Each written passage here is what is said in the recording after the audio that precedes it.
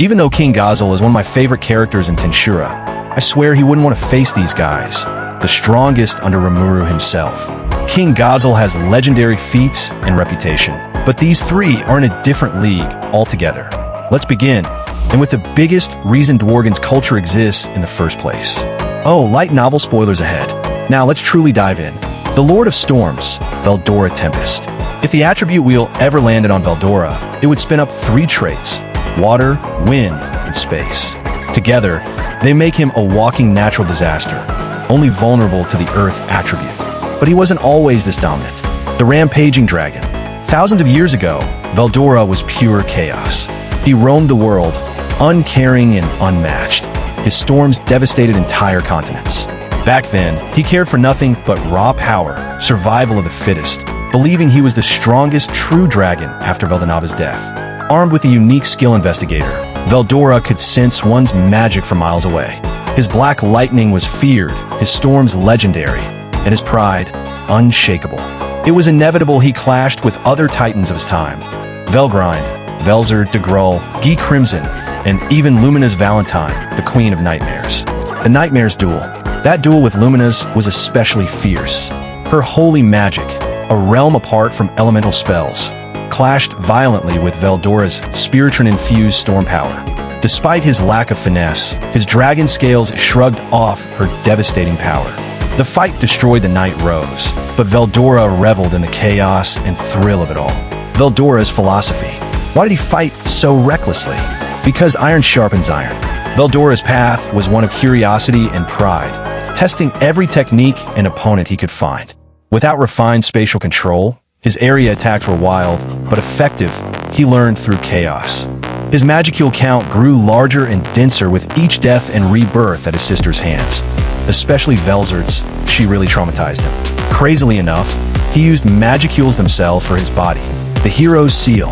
When Cronoa, a hero wielding unlimited imprisonment, trampled into the great forest of Jura Veldora, was at his peak. Immense magicules. Home field advantage. I'm talking total confidence. Yet Cronoa outsmarted him. His body and skills were sealed away for 300 years, until a curious slime reincarnated in the cave he'd been sealed. The storm returns. Freed, Veldora was reborn, less raw, but infinitely more refined. His new body, borrowed from Rimuru, came with the reward of his dedication. The ultimate skill Faust, Lord of Inquiry.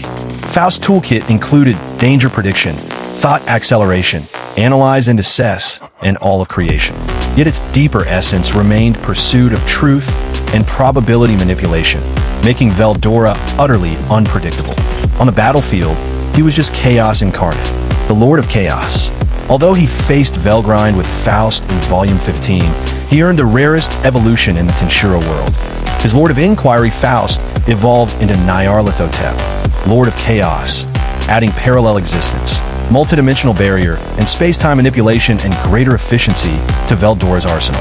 In his clash with DeGrull, the Earthquake Lord in Volume 21, Veldora showed mastery over this terrifying symphony of power. Even though DeGrull had the elemental attribute advantage, Veldora outmaneuvered him, dodging a fatal quasar break via probability manipulation, and sealed DeGrull's fused Ashura form with an astonishing art, Fertility Paradox. At last, Veldora had dominated the elemental wheel.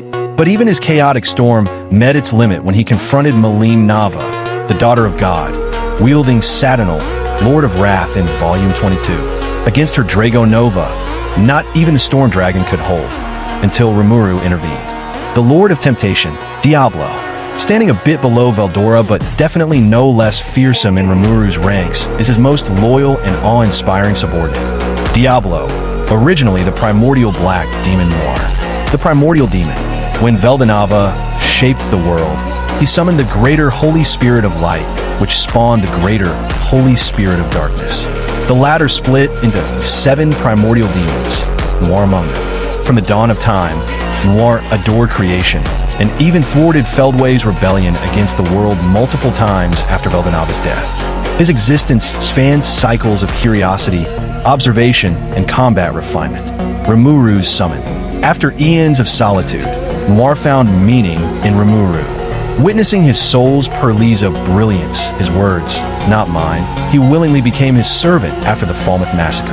Rimuru's naming elevated him from Archdemon to Demon Lord, unlocking the unique skills Wise Man and Tempter, granting him mastery over laws and even others' minds. The intelligent magic warrior. Diablo's true strength lies in his layered grasp of elemental law. Wise Man granted him thought acceleration, all of creation, and law manipulation, allowing him to warp physical constants like friction or momentum mid-battle. Tempter added psychological dominance via charm, solicit, and control thought. In Volume 14, Diablo was given divinity and the title Magic Lord, and acquired the ultimate skill Azazel, Lord of Temptation.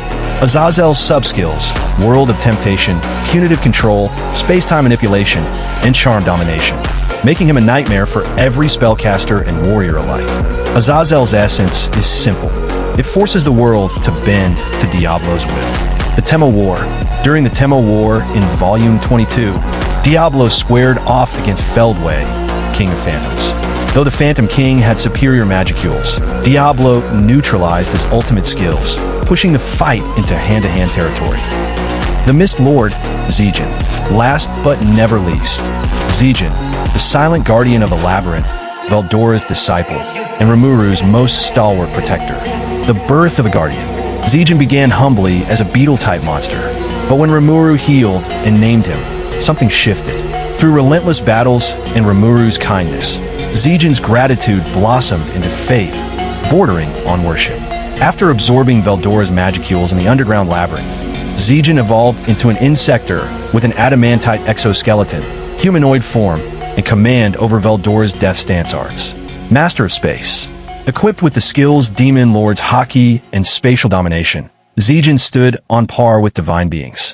His distortion field renders magic useless, and his natural edge over demons made him a terror to Diablo's kin.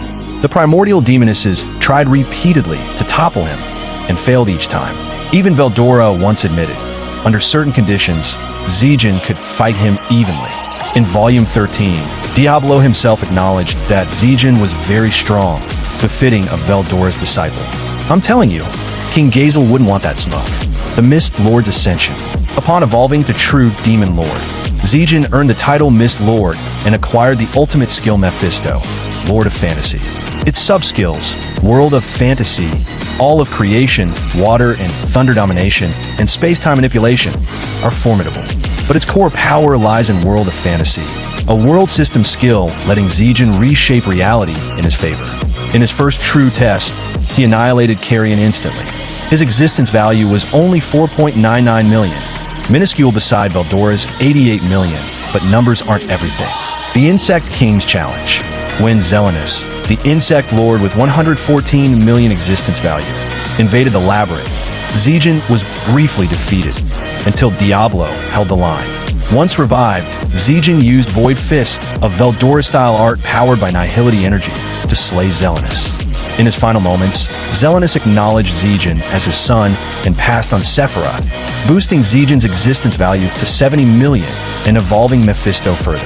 And that's how Zegion reached the same spiritual level as a true dragon, the vaunted supreme Chaos Spirit tier. Conclusion. The three pillars of Tempest. Under Rimuru stand three absolute titans. Veldora, the chaotic storm, unpredictable and unstoppable. Diablo, the demon of reason, a cold, ruthless intellect cloaked in shadow. Zegion, the Mist Lord, Rimuru's hidden champion, forged in gratitude and discipline. Each embodies a distinct ideal of power, instinct, intellect, and technique. Together, they form the unshakable core of Tempest's might. They've all got incredible magic power, the likes of which would blow King Gazel and heck all of Dworgen hundreds of times over. But these guys like to get right up close and personal when they have to fight. And I thought that was really cool. Anyway, if you enjoyed this video, please be sure to like and subscribe. And I will see you all in the next video.